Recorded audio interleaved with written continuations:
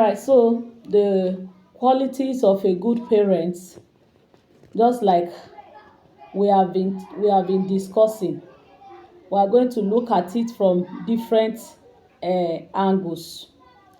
And the first quality is that we should we should teach our children good values.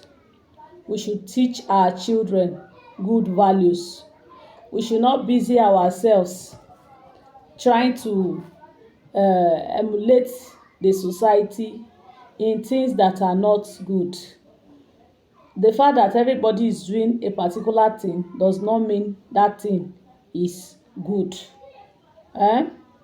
The fact that everybody is living a particular kind of lifestyle does not mean that that lifestyle is the best. So we as parents, it's our duty to teach our children good values and morals of the society. And how do we teach them? By being good examples. Yes, by being good examples. Recently, in the environment where I stay, a young boy of about 22 years was killed. He was killed. What happened? I heard that he had some group of friends, and they go about stealing people's things in the environment. So they went to steal some chickens, and they were beaten. The other ones ran. He was the only one that couldn't escape. He died as a result of that beating. So, and when I began to make inquiries of why he ended up like that, I heard that the father was also doing something like that. That he goes into people's house and take their things, and it was one of the reasons he had to leave where he is, because he's not an indigenous of our place here. What are we saying? If as a parent you are living a lifestyle that you know is a dangerous lifestyle, it's not a good lifestyle, you are endangering the life of your child or your ward, because whatever you do is what they learn and it will come back to you. So we must learn to teach our children good values. Then another thing is that we must have a listening ear. As a parent, some people don't listen to their children. They feel that dictating is the best thing. Sometimes you need to listen to them. When a child keeps complaining of one particular thing all the time, that means that thing needs extra attention.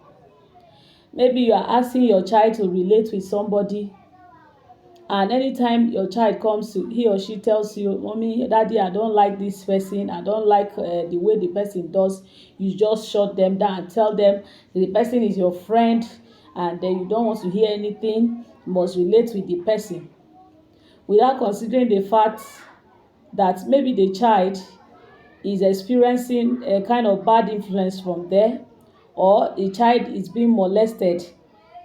So we should not uh, be so careless as to not listening and paying attention to our children when they are talking. Just like we love them to listen to us and be obedient to us, it's also important for us to listen to them. It's important. Then we should love our children, show them love. There are some parents that when it comes to showing love to their children, they are too busy chasing money, and they forget that their future is in the life of that child that they are neglecting and ignoring. In the morning, you are before they wake up from bed, you have gone to work. By the time they wake up in the morning, you are gone again. So they don't even have time to discuss or tell you anything.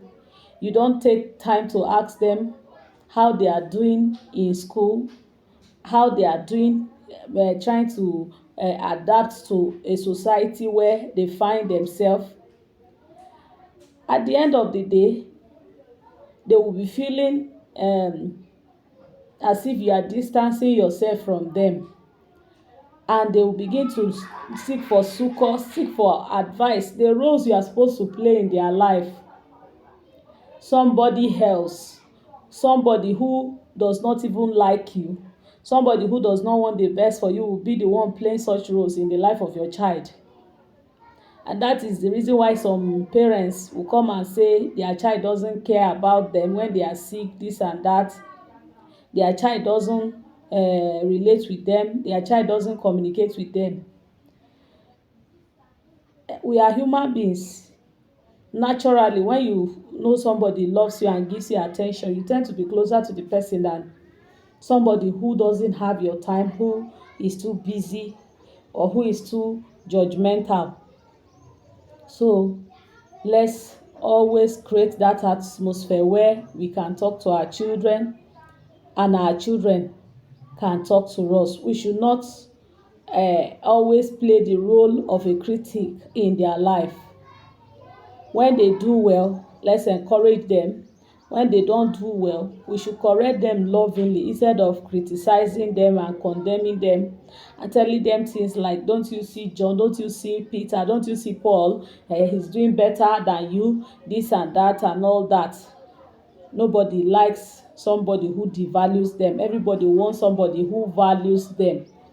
So then another aspect I want to talk about is, while we are talking about loving our children, we should also not love them negatively.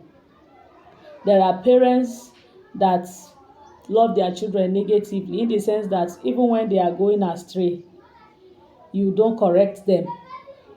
And as you are not correcting them, you don't want any other person to correct them. When people are correcting them, you turn back and say they are hating on you, they are hating on your children.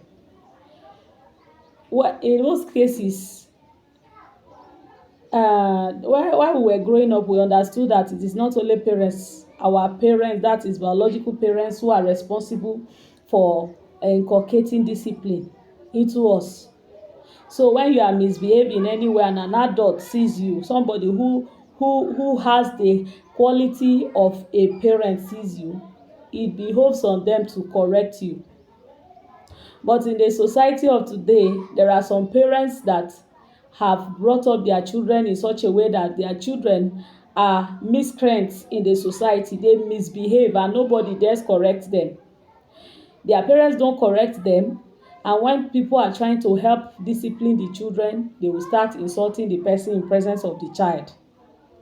Then it will now empower such children to misbehave the more. By the mercy of God, I run a private nursery and primary school, and many times we see things like this. You see some parents coming to tell you that their child, they don't like when somebody flog their child. They don't. We are in Africa. It's part of the discipline. Some children, the only thing they listen to is cane. We are not saying cane is the only way, but even the Bible says spare the rod and spoil the child. So when they need to take cane, you give them cane, and where you need to reward them, you reward them. Let people help you. Don't close your mouth when your children are going off key and you cannot control them again. You leave those who have the zeal of parenting, who can do it well, not out of wickedness or grudge, to help you to take care of your children. So we're talking about loving a child negatively. Another aspect I want to hammer on is in the life of our female children. This is especially directed to our mothers. You see some mothers in the society today who are so shameless as to sending their children, female children, to men, all in the name of help. Men, you send them to them. Go to that uncle, tell him I ask you to greet him or him for me. What are you chasing after? What are you pursuing? You keep sending them until at the end of the day these men will begin to molest these children and give them little tokens. You take it and you laugh. At the end of the day, it will backfire on you when they turn to something else. You cannot claim that you are ignorant of how they got to that level or that stage of their life. So we should stop loving our children negatively. If your daughter is coming out as you have a young daughter who is not yet working, she comes home with gifts, she comes home with huge amount of money that you know that she's not supposed to possess, and as a mother you are happy. They are bringing you clothes, they are bringing you food and all manner of things, and you are eating your destruction. So we must not love our children negatively. So that is it.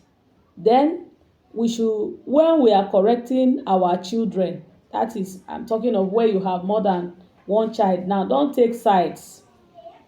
Don't take sides. Some parents have favorite children. They have favorite child in the family that they always take side with. Either the child is right or wrong, they will take side with the child, and so the child will continue to misbehave and do things that the child is not supposed to do in the society.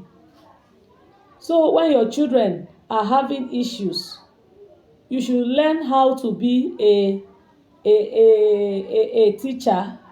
You should learn how to settle their issues.